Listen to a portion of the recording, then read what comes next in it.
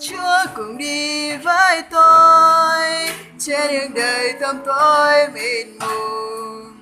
Là thầy ơn Chúa sao rộng vô biên, Ngài luôn luôn mở lối cho tôi. Chúa là đấng giáng tràn, giữ tôi cần mỗi bữa bên Ngài.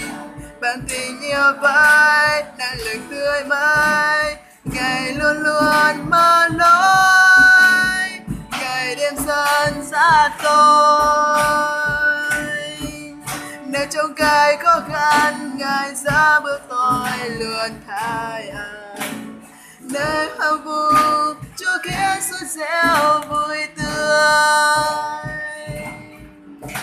Mọi điều đời này sẽ qua, nhưng lời Chúa mới không phai tàn.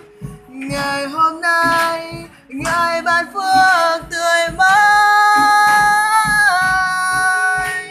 Chúa cùng đi với tôi trên đường đời tăm tối mịt mù. Là thầy ơn Chúa sao rộng vô biên, Ngài luôn luôn mở lối, Ngài đem dẫn dắt tôi. Tôi xin đọc trong Thi Thiên đoạn 32 câu số 8. Ta sẽ dạy dỗ ngươi, chỉ cho ngươi con đường phải đi. Mắt ta sẽ chăm chú ngươi mà khuyên dạy ngươi. Amen. Amen.